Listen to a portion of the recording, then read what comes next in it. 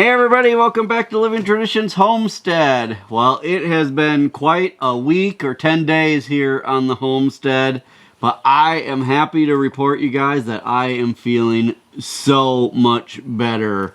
To be honest, I barely even really remember recording that last video for you guys. I was not feeling good at all when we recorded that last video, but I'm feeling great now. We've had a lot of opportunity, or Kevin's had a lot of opportunity to rest and recuperate. The good news also is yesterday for us was Sunday and he was able to go to church. Right. Spend quite a bit of time there, fellowshipping afterwards. So I just wanted to say a big thank you to all of you who have been sending prayers my way. I absolutely 100% believe in the power of prayer, and I know that that was a big help. Also, just wanted to, thank God for giving me the wisdom to get to the doctor when I did. Because I was able to get on antibiotics and the appropriate antibiotics pretty quickly after realizing what was going on, I really made a really fast recovery. I'd say within 3 days, all of the muscle pain and that thing, all of that was pretty much gone. I had some lingering nausea and dizziness up until about 2 days ago, but that has pretty much resolved itself now as well. So you guys, I feel great right now. I'm trying really hard to not be dumb, and I'm going to try to continue to rest. I'm still on antibiotics for about another week or so.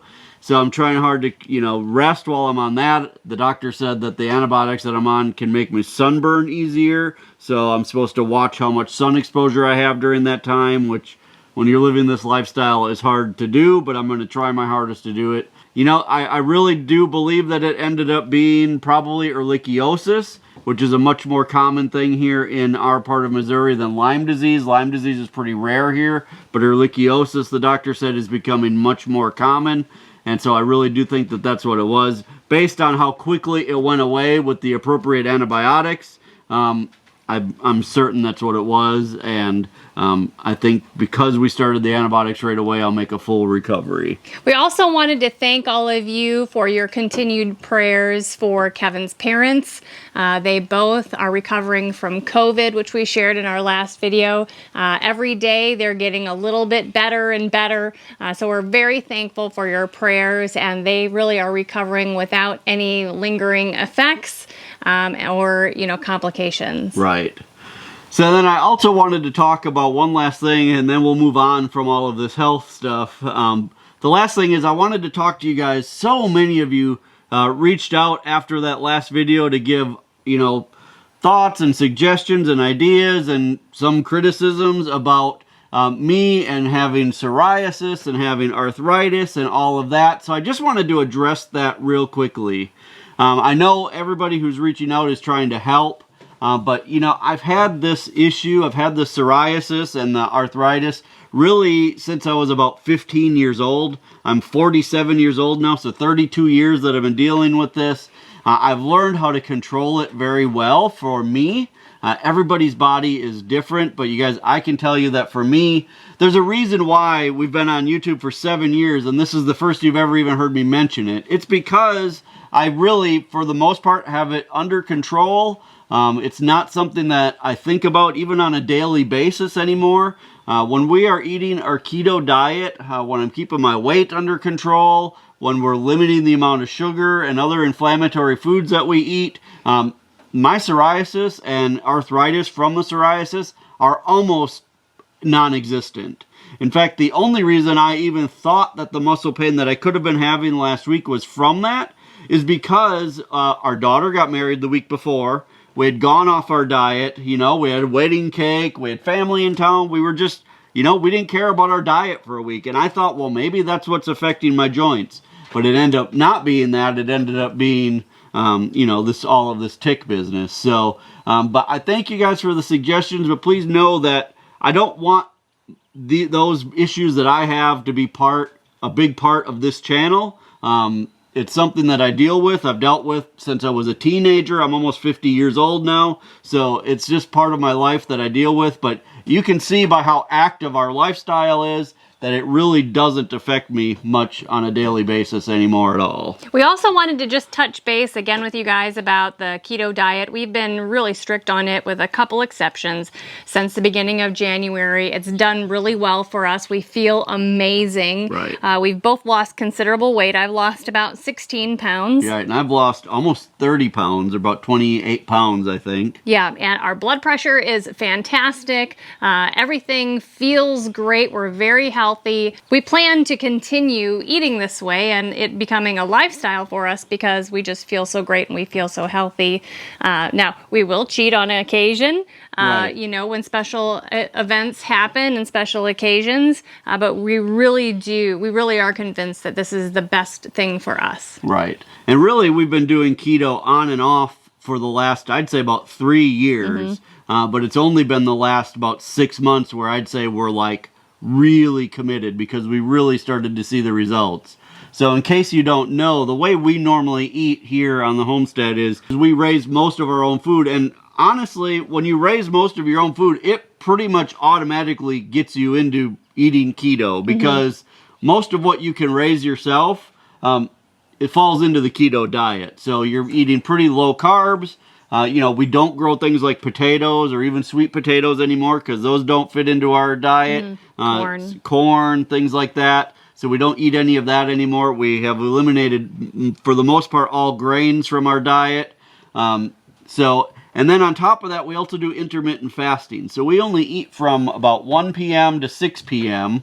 every day. And after that, we fast until the next day. And the combination of those two things have just made a huge difference in the way that we feel. So you guys, that's really about it that we're going to talk about, our health and our eating and that kind of thing. We just wanted to touch base about that as a follow-up to our video where we talked about Kevin going through such a great amount of pain and through all of that tick business. Right. But the rest of this video today, we thought that we would gather some of the questions that we've had recently, probably over the last 4 or 5 videos, and talk about those. So the rest of this video is going to be a Q&A, and we're really excited. We know you guys enjoy just hearing all of this information, Right. sharing things that we haven't shared before that you have questions about, and so we're going to do the rest of that here today.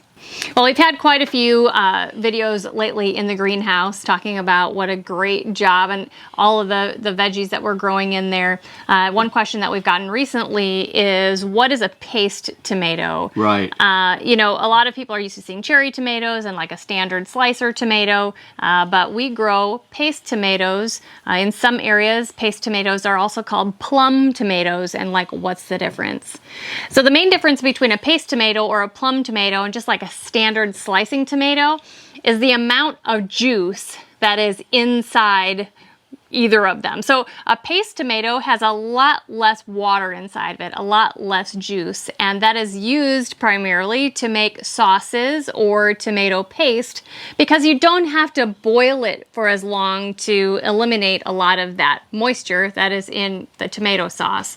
So a paste tomato is grown specifically to make thicker sauces, maybe thicker salsas, so you don't have to use so much energy and time to make a nice thick sauce, like if you would start with slicing tomatoes. Right. They're not as good for just fresh eating.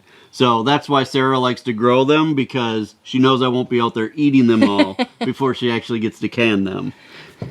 Because as you know, tomatoes don't last long around here as soon as I get into the greenhouse. Another quick question I just want to answer. It's just kind of off the cuff. We didn't plan on this. Somebody asked if when Kevin's out in the greenhouse eating tomatoes, if he ever saves any for me when he's picking them. And you may not know this, but I don't really like raw tomatoes.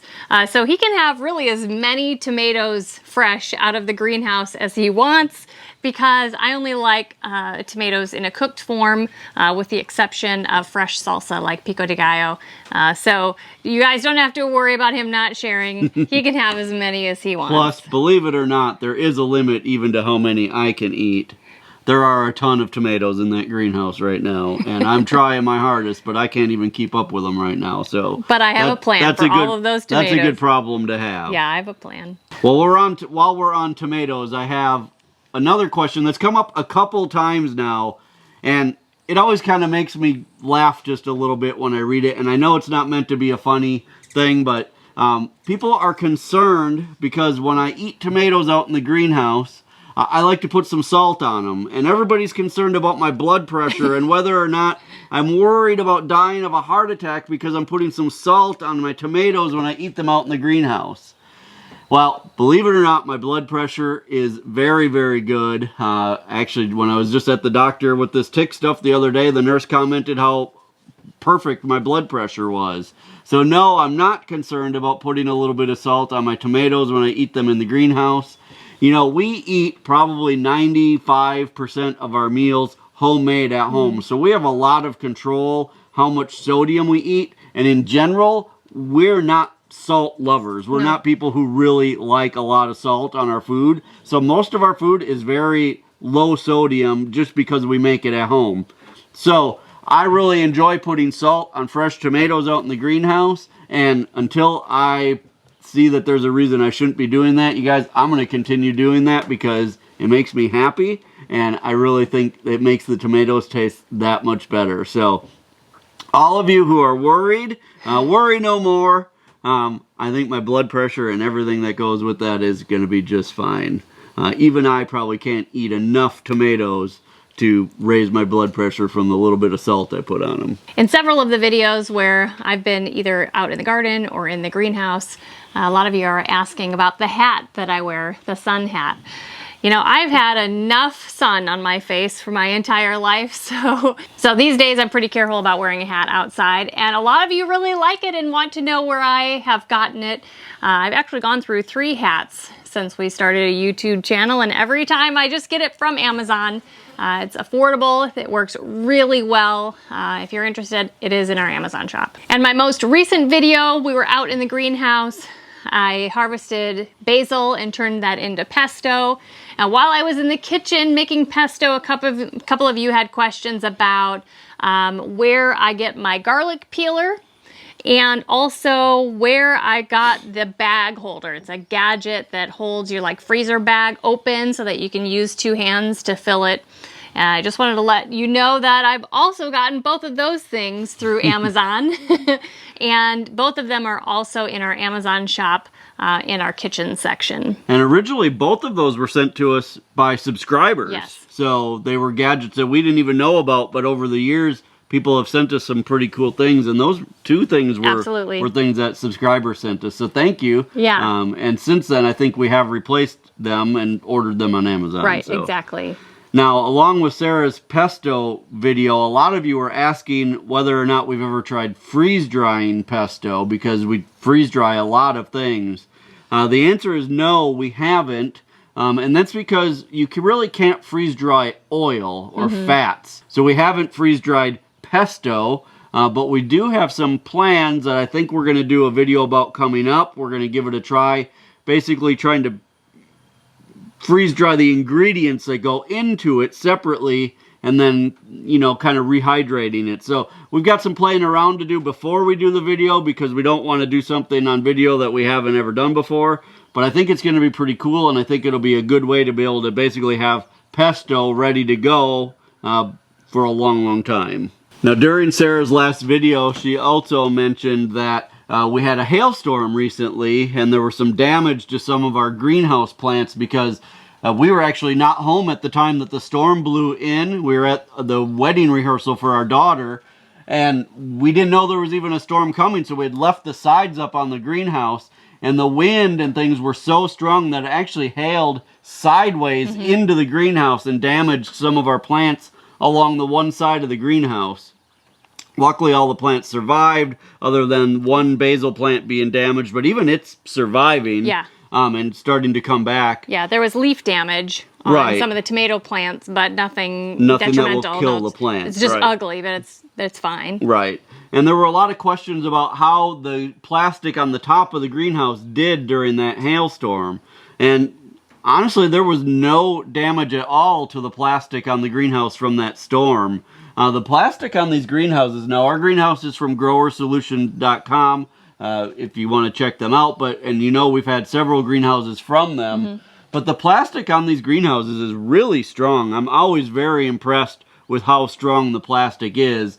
And then this time of year, we also have the shade cloth over the top. And I think that shade cloth also really helps absorb the impact, especially from things like hail, that I think the shade cloth kind of helps it bounce off even more. So there was no damage at all, thankfully. We don't have to replace the top or anything like that. So that was a very good thing. Overall, you guys, we've been so impressed with the greenhouses from growersolution.com. Right. We have crazy wind here, you guys, crazy wind. And this new property that we live on here now, we're kind of near the top of a hill and up from a holler.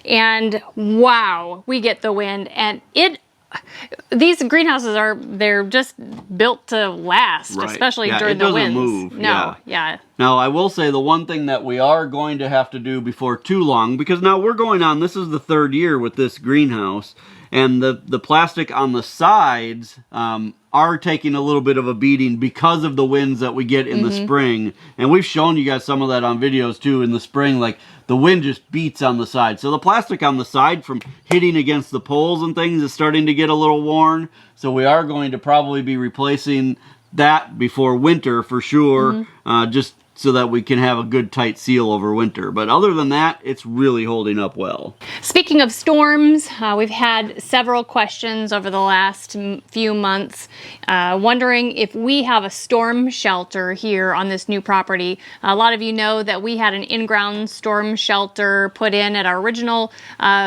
homestead here in Missouri. We did not bring that with us to the new homestead. We have not replaced it. We don't have a new storm shelter here yet. That is something that we're planning on installing. We do need a storm shelter here. In the meantime, if something were to happen, we could go in the crawl space of the house here. If we absolutely needed to, we could, go in with a friend's house or something like that. We're not too worried about it, but a new storm shelter here is something that's in the works for the future. So let's move on now away from kind of gardening questions onto some of the animal questions that we've had recently.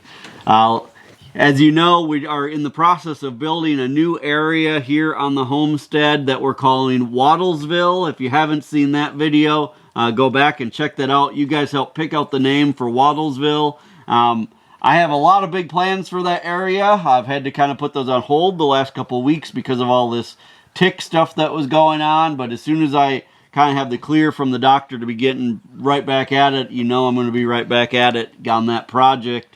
But the one question that I've had a bunch is that this pool area that I'm building for them, and a lot of you are asking, like, why am I not using something other than a big kiddie pool to make the pool area for the ducklings or for the ducks and the geese that we have coming up? Really, there's a few things to this. A kiddie pool is what we used in Arizona, and let me just tell you this, the summers in Arizona destroy plastic. But because that kiddie pool was always filled with water, the kiddie pool we had in Arizona lasted about 3 or 4 years before we had to replace it. And you guys, a kiddie pool, even the big one like we got, it's about 6 feet across, is only $16. So if I need to replace it, it's not that big of a deal. I had looked at like a big round stock tank. Those are about $500. We had looked at the big like preformed pond liners. Those were several $100s. And at the end of the day, it just didn't make sense to spend that kind of money to make a pool for ducks when for $16 I can do the same thing. The ducks aren't going to care. And if I get several years out of it, I think it's a good $16 investment. So I really think it's the way to go. And for the amount of animals that we're going to have, if we were going to have hundreds of them, then I would try to build an area near one of our actual ponds. But I think for what we're doing here, to have a fun area and an area for the animals to splash around in and have some fun, doing it with the kiddie pool is going to be just fine. So I'm excited to get back to work on that project for you guys so you can see how that's all going to play out over the next month or so. And in the meantime, those ducks are having a grand old time just in that little cement tub. And, a bunch of them get in there. They're not feeling cramped in that tiny little thing in comparison to what they're going to have. So they're already having a great time. Now, when we were talking about Wattlesville way back when we were just kind of piquing your guys' interest, we had told you we were going to be introducing some new types of birds into that area, and a lot of you guessed that we were going to be raising turkeys in there. And recently we did have a question if we're ever going to raise turkeys again. We would really like to raise turkeys again in the future for meat only. We don't plan on ever breeding turkeys again. Right. We did have heritage turkeys for several years, and a lot of you watched as we had those. It wasn't a great thing for us. No, we didn't enjoy that a lot, but we do enjoy eating turkey meat. And if we go that direction, then in the next year or so, we'll probably do the broad-breasteds that get nice and big in a short amount of time and create a lot of meat for your dollar. Right. Basically, that's not a type of bird that we will introduce into Wattlesville. We'll have to use our chicken moat area for that. But we do enjoy eating turkey. We do enjoy raising them, and we probably will in the future just some of those broad-breasteds. Right. And even though the broad-breasted aren't really sustainable, just like the Cornish cross chickens, and you guys know we moved away from the Cornish cross for that very reason. I understand that, you know, the same thing happens with the broad-breasted turkeys. They can't reproduce, all of that. But to be honest, we don't care enough about turkey as a source of meat to worry about that. If we had to live without turkey, we certainly would just live without turkey. We would continue to raise the sustainable chickens that we can, and we would just live without the turkey. So that's not really something we're worried about as far as having sustainable turkey here on the homestead. While we're on the animal thing, another question that came up a lot after the Wattlesville video was about predators, because we're only using hog panels around that area, which are only about 3 feet tall, and people are worried, what are we doing for predator protection? Well, all of the animals here on the homestead, with the exception of our cattle, are locked up at night. So everybody gets put into a secure hoop coop or whatever at night to keep them away from nighttime predators. And honestly, during the day, you guys, we just don't have issues with aerial predators. I know some people even in our area do, but we just don't. I don't know if it's because we spend so much time outside that we're just constantly making noise and, our presence is just always keeping things away. Or maybe it's because we don't, none of our animals are kind of backed up to a wood line, so there's not a place for like hawks and things to sit up in trees and watch the animals. I don't know what it is, but we've never had a problem with aerial predators. And until we do, I'm not going to go out of my way to try to protect against something that isn't an issue. Well, before we leave the topic of Wattlesville, I did want to give you guys just a real quick update on the geese, because we got those just before I got sick, and then I haven't really been able to give you guys an update. For those of you who may have missed that original video, we got 4 American buff geese that are going to be joining Wattlesville as soon as they are old enough. Right now they're only 10 days old, but you guys, they have like quadrupled in size in 10 days. They're growing so fast. The one interesting thing that I've noticed is that these geese are much less motivated by water than the ducklings were. The ducks want to be in the water all the time, and the geese just really don't seem to care a whole lot. I mean, they drink water and they're going through a normal amount of water, but they're not just playing in it all the time like the ducks were. So that's interesting to me. I thought maybe they'd be a lot more like the ducks in that regard. And a few reasons why we are trying geese again. We didn't have a great experience maybe 5 or 6 years ago. Right. But, could be a breed issue, could have been kind of a location issue. So we're giving them a try again because, number one, they will kind of be great guard animals, guard geese for the other birds that are in that area. And that may be important. They also eat a lot of grass, so hopefully they'll help us keep the grass mowed in that area. Right. And lastly, geese taste good. Right. So any of their offspring that they raise or that we incubate, if we do that, we can raise them for meat for our family. So it's really like a triple win. Right. Yeah. So we're excited to have the geese. I'm glad that we're only doing, a handful of them, that we're not, jumping in with, 100 geese or something like that. But I do think they'll be fun to have. Yeah. The other thing we wanted to mention is that you all know that we raise American breast chickens, that they're a dual purpose chicken that grows pretty fast, 16 weeks to maturity for butcher age, and about that, 16 to 20 weeks to start laying. We have 2 nice small flocks. We've been selling chicks, we've been selling hatching eggs, and just recently we hatched our first batch of chicks just for us, for our to grow out for meat. Right. And they're about a week old now. Right. And they're doing really well. Right. Yeah. We've hatched out probably 15 batches of chicks this year, but we've sold them all to you guys. So we weren't raising any for ourselves. So we figured out we want to be able to process probably in October. Right. So we hatched them out so we have the timing right. So we'll be able to process chickens in October when the weather is still warm enough to be nice outside, but cool enough that we're, not dying as we're trying to processed chickens. So that's going to be exciting for us, our big batch of American breast chickens that we're raising up for meat for our family. So Right. you guys will be able to follow that along as well. Right, yeah, because we are going to be raising them considerably different than the way we raise Cornish cross. If you've seen the videos we've done about raising meat chickens in the past, the American breasts are just going to be raised in a different way. So we're excited to show you guys our plan for that as we move along. So you guys, that was quite a bit of information to cover in just a quick Q&A Right. video. We do like to sit down with you guys from time to time and just answer some of the questions that have been kind of asked over and over, or some that, we thought, hey, yeah, we should have talked about that in that video. We use this opportunity to share that information with you guys. It's always really nice. So you guys, once again, thank you so much for all of the prayers. I really do believe that they helped me recover quickly. I'm feeling great, so I'm excited. I'm anxious to get back to work the way I like to work, which is pretty much all day long.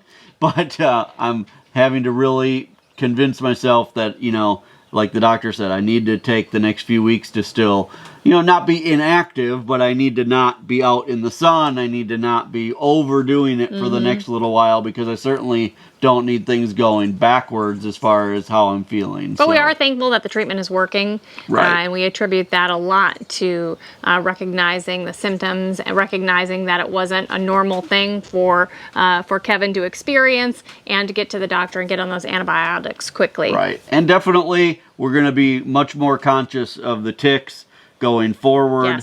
Yes. It's just, there are so many ticks here in southwest Missouri that we just, there's no way to avoid them. And when you have a lot of land like we have, there's no way to get rid of them.